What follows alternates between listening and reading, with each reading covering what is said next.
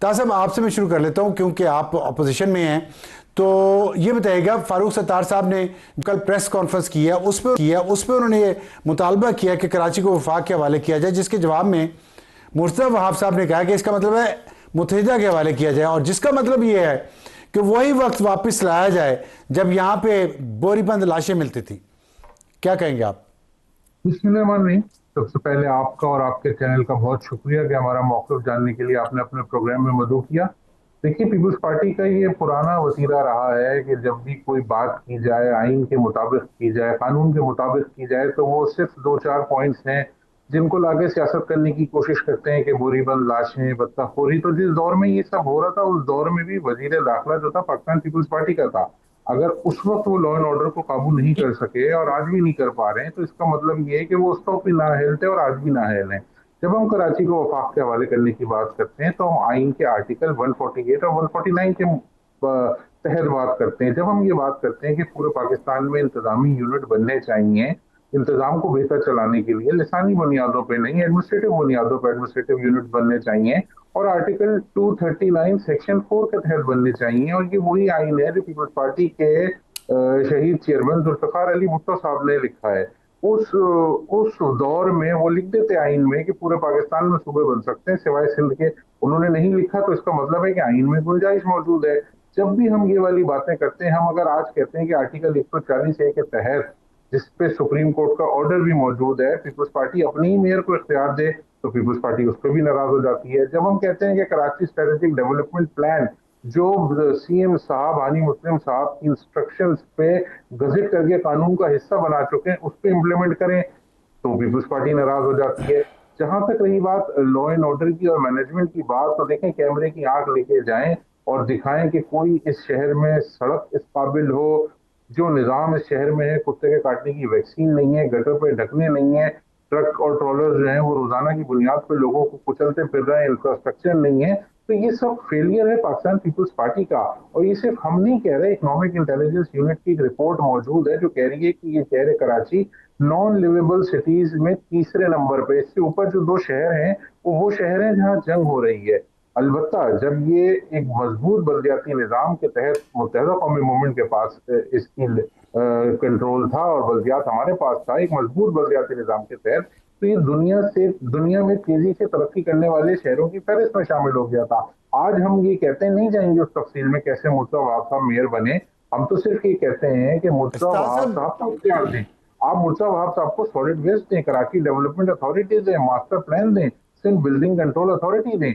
और तासब 2008 जी ठीक है, मैं जरा नाज बलोच साहबा को ले आऊँ बीच में। नाज साहबा, ये बताइएगा, जो अभी बात की है उन्होंने, और एक माहिदा भी हुआ था 2022 में जब पीटीआई की हुकूमत गई थी, उस एमक्यूएम और पीपल्स पार्टी का माहिदा था, बिलावल भुट्टो साहब ने दस्तखत किए थे, वज़ीर आज़म शहबाज शरीफ, मौलाना फजल रहमान गारंटर्स थे, बहुत बड़ा माहिदा था। आर्टिकल 140A के तहत बल्दियाती नुमाइंदों को इख्तियारात की मुंतकली, कोटा सिस्टम का खात्मा, जाली डोमिसाइल पर कमीशन और अर्बन डेवलपमेंट पैकेज का मुआहिदा हुआ था।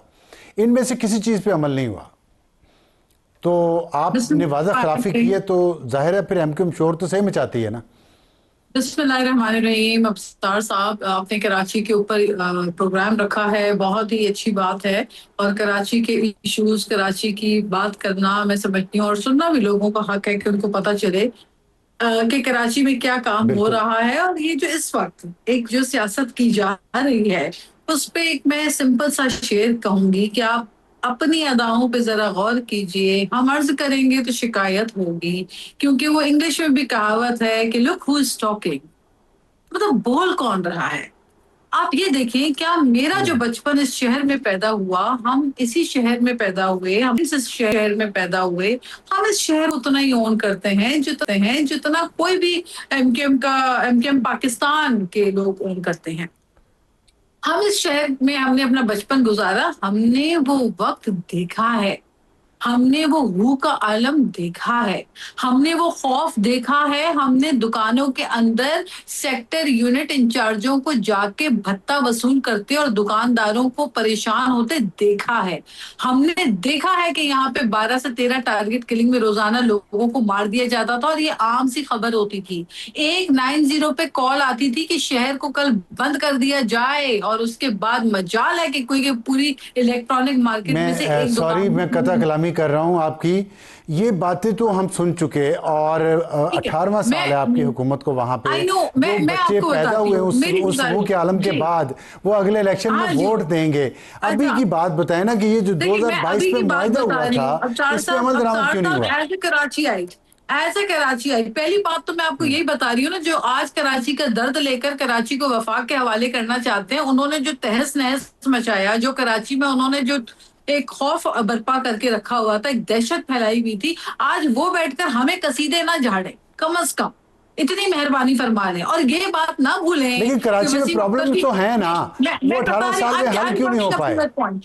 आई am coming up to that point. 18 जी, साल से मेयर कराची पीपल्स पार्टी के नहीं थे।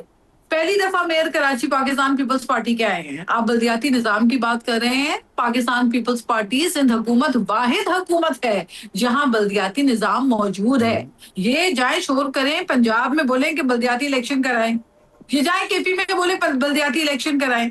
ये कराची से तो बाहर निकलते ही नहीं है, ना ये निकलना चाहते हैं। आपको खिदमत का मौका मिला, आपने नहीं किया। हमें मैंडेट है, अवाम ने वोट किया, अवाम के वोट से मेयर कराची आए।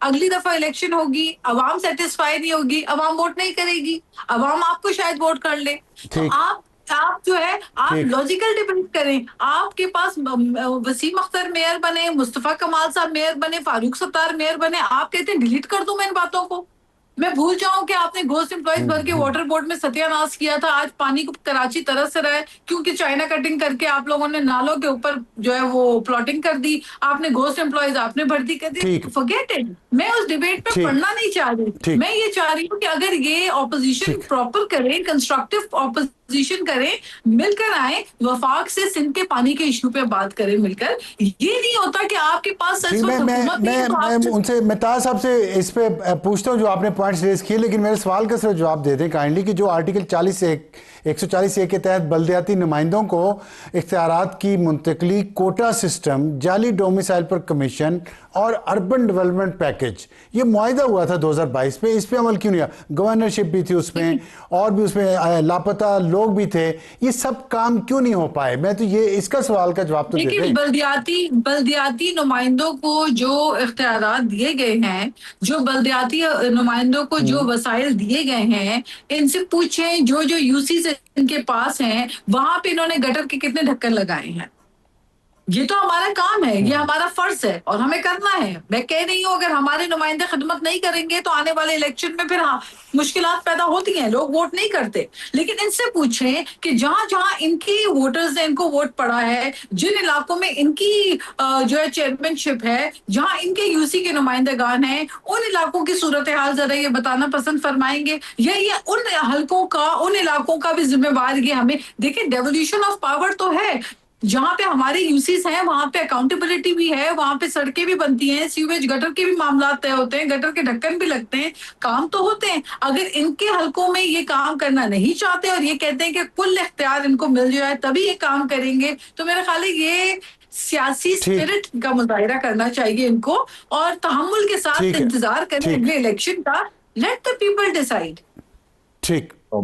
ताज साहब, अगर इलेक्शन का इंतजार करें, लेट द पीपल डिसाइड। आपके बारे में जो बातें की, आपसे मुराद है एमकेएम के बारे में, उसमें ज़ाहिर एमकेएम पे ये इल्ज़ामात तो हैं, माजी का जो एक उनका किरदार है वो ज़ेर बहस तो आता रहेगा, मिसालें भी दी जाती रहेंगी।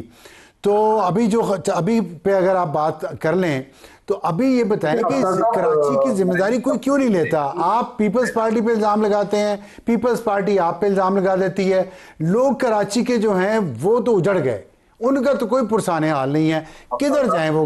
आपके भी बहुत सारे मेयर्स आए, इनके भी मेयर्स आए, मसला हल कैसे होगा?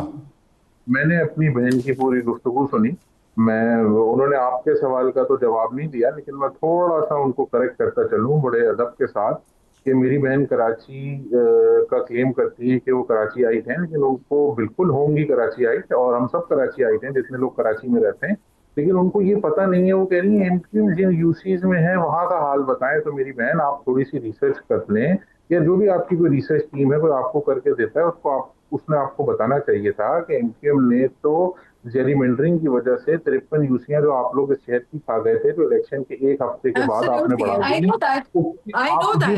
We did I not know that. Participate. Please don't So interrupt that is मेरी the बहन, question. मेरी That's बहन, please exactly don't what I'm interrupt. trying to I say did not कि आप interrupt while you election were से speaking. Boycott करते I was हैं not आप। interrupting while you were speaking. I was not interrupting while you were speaking. Please let me complete. मैं ये कह रहा हूँ कि एमक्यूएम के पे जो इन्होंने इल्जामात लगाए उसके जवाब में हम भी नसीरुल्लाह बाबर से शुरू करें, और जुल्फकार मिर्जा ने जो 3 लाख लाइसेंस दिए थे और कहा था कि शादी में फायरिंग के लिए नहीं दिए। अब जुल्फकार की बात करेंगे, जहाज अगवा की बात करेंगे, सरों से खेली जाने वाली फुटबॉल की बात करेंगे, बोरी बाजार बम धमाके की बात उसको रहने करेंगे, दें, अभी की बात कर लें, अभी लोग क्या करें। बाबा लाडला ये वाली बात करेंगे, तो इल्जामात तो पीपल्स पार्टी पे भी नहीं जाएंगे, नहीं करेंगे ये वाली बात। प्रोडक्टिव और कंस्ट्रक्टिव बात करेंगे। देखिए, आर्टिकल 140 से आइन का हिस्सा है जिसपे सुप्रीम कोर्ट का ऑर्डर मौजूद है, और हम तो कहते हैं पूरे पाकिस्तान में, जो हमारा मुतालबा वफाक से भी है कि पूरे पाकिस्तान में इसको इम्प्लीमेंट करें।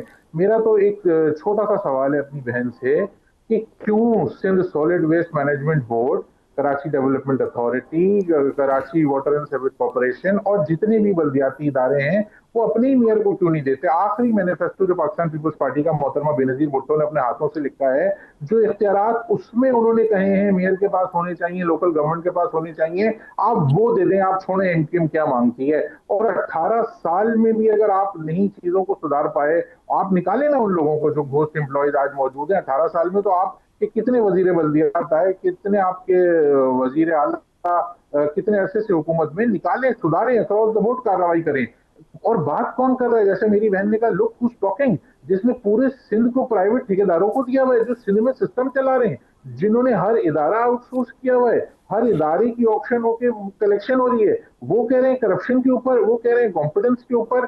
भाई सिंपल बात है, कराची स्ट्रेटेजिक डेवलपमेंट प्लान वजीर आला साहब ने गजट किया है, कानून का हिस्सा बनाया है। नहीं किया तो मुझे बताएं कि नहीं किया। उन्होंने किया, उसके बाद उस पर अमल दरामद नहीं करा रहे। आर्टिकल 140 ए पे जो पीपल्स पार्टी की लीडरशिप ने अपने मैनिफेस्टो में कहा है, मैं तो कहता हूँ ये उसको मोहतरमा बेनजीर भुट्टो की विल समझें, उनकी आखिरी ख्वाहिश समझें। उनके हाथ से लिखा हुआ वो आखिरी मैनिफेस्टो है 2008 का, उसको पढ़ें, उसमें देखें वो आर्टिकल 140 ए के बारे में क्या कह रही है। आप तो अपने साइन किए हुए डॉक्यूमेंट्स पे नहीं मान रहे। आपने तो कहा था कि हम 140 ए पे अमल दरामद कराएंगे। अच्छा चलिए, मैं उनसे जवाब तो लेने दें, भी नहीं मान रहे, तो जवाब लेने दें। इल्जाम बड़ा इल्जाम ना लगाएं, प्रोडक्टिव बात करें, कंस्ट्रक्टिव बात। ठीक, नाज साहब बताइए कि 140 ए को इम्प्लीमेंट करने में क्या ममानत के मसला क्या आपकी पार्टी को, हुकूमत को? नहीं, देखिए, हमें कोई मसला नहीं है। एक तरफ ये मुंह भर के मेयर कराची को गालियां देते हैं इनके नुमाइंदगान। एक मैं गुजारिश कर दूं, एक तरफ मुंह भर भर के इनको मेयर कराची के खिलाफ ये जो है ना नारेबाजियां करते हैं, गालम गलोच करते हैं, और मेयर कराची से इतनी बड़ी इनको दुश्मनी भी है। फिर उसके बाद इनका कहना है कि वो कोई काम भी नहीं कर रहे बकौल इनके, और फिर उसके बाद ये कह रहे हैं कि सारे जो सॉलिड वेस्ट है और हर चीज है वो, तो ये अपनी तजाद को जरा क्लेरिफाई करें। और मैंने जिस तरह कहा कि चूंकि आपकी नुमाइंदगी बिल्कुल, you are not there in the local body, आप बिल्कुल, आपके अपने पास यूसीज जो हुआ करती थी जहां पे आप लोगों ने अपने यूनिट और सेक्टर बना के रखे थे, तो बहुत ही अदब और एहतराम के साथ उन इलाकों के हालात भी हमने बहुत अच्छी तरीके से देखे हैं। हमें काम करना है, मैंडेट हमारे पास है, and we do have a time to serve the people. And as I said at the cost of repeating that if we are not going to serve the people of Karachi, let the people of Karachi decide in the upcoming election whether they want Pakistan People's Party या ये MQM Pakistan को वो पसंद करते हैं कि वो आके इनके लिए जो है ना काम करके दिखाएं। तो ये लोगों ने डिसाइड करना है। ये आप खुद इलेक्शन से फरार अख्तियार कर लें, आप कहें कि भाई जेरीमेंडरिंग, आप जो भी कह दें, आप इलेक्शन से, क्योंकि आपको पता है कि आप ग्राउंड में मौजूद नहीं थे। आप लोग की धड़ेबंदियां, आपस के इख्तिलाफात, मुझे बोलने की जरूरत नहीं है। आपस में आपकी टॉप लीडरशिप बैठकर एक दूसरे के खिलाफ प्रेस कॉन्फ्रेंसेस कर रही है। सो आप पहले अपना नाज साहब ये बताइएगा, मैं आपकी बात देखें, इनकी धड़ेबंदी अपनी जगह, लेकिन कराची में इंसान तो रहते हैं ना, वो चाहे किसी भी धड़े से उनका ताल्लुक हो, वहाँ के अवाम के जो मसाइल हैं, जो हम तस्वीरें देखते हैं मीडिया पे, सोशल मीडिया पे, जितना वहाँ गंद पड़ा हुआ है, लॉ एंड ऑर्डर की जो सिचुएशन है, दुनिया का बड़े शहरों में से एक वो शहर है, वो तो मॉडल होना चाहिए था हमारे लिए। पाकिस्तान की मईशत की रीढ़ की हड्डी है, सिंध का झूमर है, आप क्यों नहीं उसको एक मॉडल सिटी बनाते? क्यों ऐसे हालात वहां पे हैं जब आपकी हुकूमत है? 18 साल, इसका जवाब दे दें, सारे इनका बयानिया खत्म हो जाएगा। अफसार साहब बिल्कुल आप सही कह रहे हैं, इस बात में कोई शक नहीं है। एज अ ट्रू कराचीआइट, मुझसे ज्यादा कोई मतलब फील इस चीज को शायद जो कराची वाला है वही कर सकता है। हर कराची वाला चाहता है तो कि करते कराची हैं, में अमल क्यों नहीं करते आप लोग? अमल जी बिल्कुल, आकाश फील करना और अमल करना इतना ही आसान होता है, आपके मैटर ऑफ रिसोर्सेज होते हैं। ये कराची एक्सपेंड तो कर रहा है, ये हॉरिजॉन्टली नहीं, ये वर्टिकली कितना एक्सपेंड कर रहा है। आप तो कराची की आबादी पिछले तो एग्जैक्ट आपके पास है ना, हॉरिजॉन्टली करवा लेते, वर्टिकली ना करवाते। मैं गुजारिश कर रही हूँ कि 4 करोड़ 3.5 से 4 करोड़ तक की आबादी शहर में बसती है। पूरा पाकिस्तान यहाँ पे आके रहता है, हर किसी को वेलकम करता है ये शहर, लेकिन इस शहर के वसाइल जो है वो, इसके रिसोर्सेज जो है वो उतने नहीं है कि हम आप ही नहीं देने हैं ना, आपकी हुकूमत ने देना, इसलिए तो फिर वो कहते हैं, आपने कहा 3.5 करोड़, 3.5 करोड़ तो आबादी नहीं दुनिया के बहुत सारे ममालिक की, फिर वो कहते हैं कि कराची को अलग सूबा बना दे, तो आप इस पर भी इतराज करते हैं। नहीं, देखें ये कराची को अलग सूबा बनाए किस बेसिस के ऊपर? क्या ये कोई रेजोल्यूशन लाए? आबादी इतनी है ना, आपने खुद का इंतजामी मसाइल है, आबादी बहुत ज्यादा है, फैल बहुत गया है, तो हुकूमत उसको इंतजामी मसाइल को हल नहीं कर सकती। सूबे ख्वाहिशात पे नहीं बनते। सूबे सिंध असेंबली में कोई करारदाद, कोई रेजोल्यूशन 3/4 मेजोरिटी से पास हो तो कोई बात बने।